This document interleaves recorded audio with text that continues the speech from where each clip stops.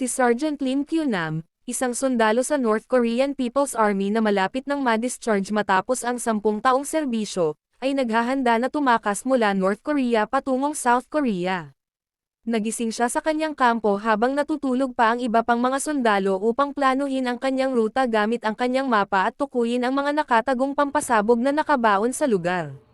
Isang umaga, habang nagpapatrolya sa kagubatan kasama ang kanyang mga kasamang sundalo, narinig ni Kyunam mula sa isa sa kanila na inaasahang darating ang ulan makalipas ang 2 araw, at nagplano siyang tumakas gamit ang pagkakataong iyon.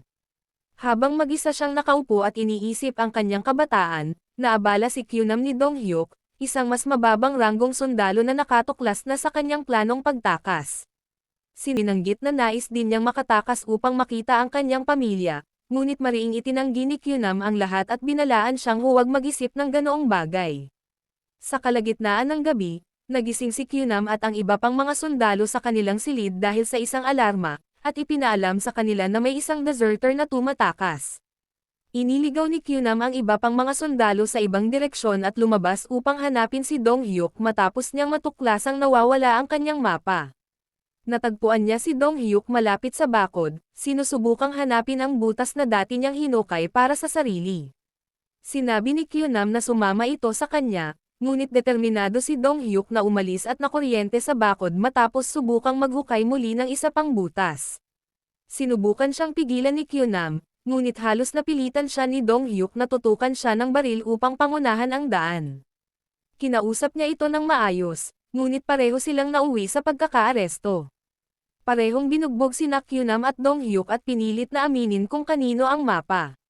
Matapos silang takutin na papatawan ng firing squad, inako ni Dong Hyuk ang sisi at sinabi na walang alam si Kyunam.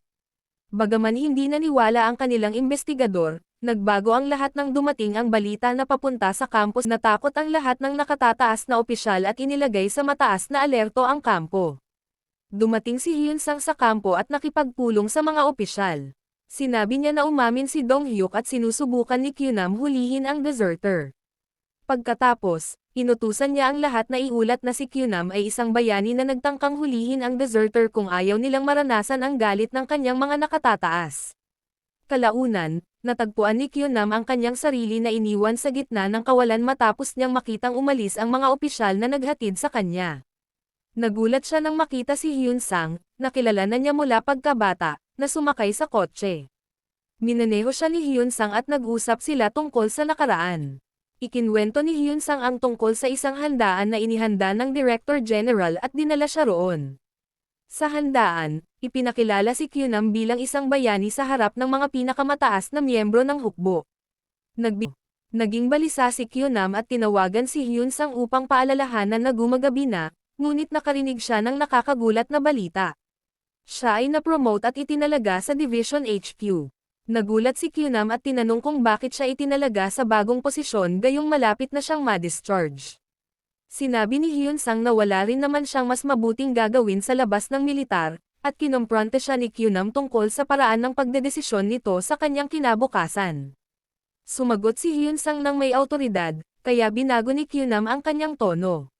Ngumiti siya at humiling na makabalik muna sa base upang magpaalam sa kanyang mga tauhan, ngunit hindi niya nakumbinsi si Hyun Sang, na nagsabing tanggapin na lamang ang kapalaran. Pagkatapos, tila nakipagtulungan si Kyunam sa opisyal na nakatalaga upang sa mga babae, ginupit ni Kyunam ang kanyang larawan na kuha sa seremonya at gumawa ng peking military ID. Noong una, plano niyang tumakas sa pamamagitan ng pagtakbo sa kagubatan, ngunit matapos makasalubong ang mga sundalo sa patrol tower, nagpanggap si Kyunam bilang isang inspektor at ginamit ang kanilang binocular upang suriin ang paligid. Nakita niya ang tarangkahan ng compound at ilang sasakyang militar. Pagkatapos makakita ng kotse na hindi nakalock ang pinto, nagpanggap si Kyunam bilang driver ng isa sa mga lasing na general at isinakay ito sa sasakyan. Lumabas siya ng compound sa pamamagitan ng opisyal na tarangkahan. Kalaunan, nagising ang lasing na general na iniwan sa gitna ng gasolina, at may mga sasakyang militar na dumaraan sa harap niya. Tuluyang huminto ang kanyang sasakyan, at huminto rin ang mga sasakyang militar. Naupo si Kyunam sa loob ng kotse habang takot na pinapanood ang paglapit ng mga sasakyang militar. Nagpasya siyang kumilos ng may kumpiyansa at bumaba upang humingi ng gasolina. Nang hingan siya ng pass, ipinakita niya ang pekeng ID at nagpakilala gamit ang kanyang bagong titulo. Biglang bumaba sa kotse si First Lieutenant Hong at nagsimulang magtanong kung bakit hindi niya napuno ang tangke. Matapang na nakipagtalo si Kyunam sa abot ng kanyang makakaya.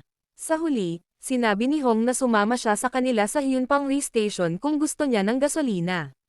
Binanggit ni Kyunam na siya ay nasa isang classified mission mula sa state security at natuklasan na si Dong Hyuk ay nakakulong sa istasyong iyon. Sinabi niya kay Hong ang tungkol sa kanyang misyon na hulihin ang kasabwat, at nang mabanggit niya ang mapa, hindi na siya napagdudahan ni Hong. Pagkatapos, dumating si Kyunam sa Hyunpang Demilitarized Zone Police at pumasok sa selda kung saan nakahiga si Dong Hyuk, takot at bogbog. Matapos makipagkita kay Dong Hyuk at tiyaking may lalabas niya ito, umalis si Kyunam sa istasyon ng Hyunpang na may kasamang mga tauhan ni Hong. Ipinilit ng mga opisyal na samahan sila kahit sinabi ni Kyunam na mas mabuting mag-isa na lamang siya. Habang nasa daan sila, tumawag ang isa sa mga kauna-hinalang opisyal sa isang kilalang state security officer upang beripikahin ang pagkakakilanlan ni Kyunam. Hiningi niya kay Kyunam na makipag-usap dito. Ginamit ni Kyunam ang kanyang husay sa pag-arte at sinubukang makalusot sa sitwasyon, ngunit umabot ang balita kay Hyun Song at nalaman nitong sinusubukan ni Kyunam na tumakas. Pagkatapos makausap siya, ibinaba ni Kyunam ang tawag at hindi na itinago ang kanyang intensyon. Patuloy silang inskorte ng mga opisyal mula sa istasyon ng Hyunpang ngunit nang may isang sumakay upang ibalik ang sasakyan sa dibisyon, nagpasya si Kyunam na agawin ang baril ng driver at nagkaroon ng komprontasyon. Halos mabaril si Kyunam matapos siyang tutukan ng driver, ngunit sa hindi inaasahang pangyayari, ang driver ang nabaril at namatay, dahilan upang mabangga ang sasakyan. Nakaligtas si Kyunam sa aksidente at hinila palabas si Dong Hyuk, ngunit pinaulanan sila ng bala ng mga tauhan ni Hyun Song na dumating sa lugar. Tumigil lamang ang putukan ng si Hyun Song mismo ay dumating. Gamit ang binocular, nakita ni Hyun Song si Kyunam na nagpanggap na artsa kasama ng mga ito. Ngunit dumating si Hyun Song sa kampo at nagbigay ng talumpati tungkol sa paghuli sa dalawang deserter, at nangakong igagawad ang titulong bayani sa makakahuli sa kanila. Isinagawa ni Kyunam at Dong Hyuk ang kanilang plano ng pagtakas, ngunit namataan sila ng isang opisyal. Nang mabigang makatalon si Kyunam at nakagawa ng ingay sa mess hall, sinubukan ng mga sundalo na pasukin ang barikadong pasukan. Binuhusan ni Kyunam ng gasolina ang pinto at sinindihan ito. Nang mabasag, nagbigay sa kanila ng oras upang makatakas.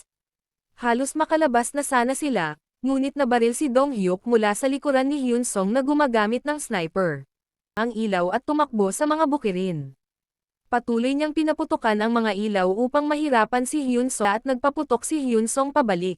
Ginamit ni Kyunam ang kanyang radyo upang gabayan ang sarili palabas ng bukirin, at matapang na tumakbo sa mga minefield habang pinapaputukan mula sa likuran.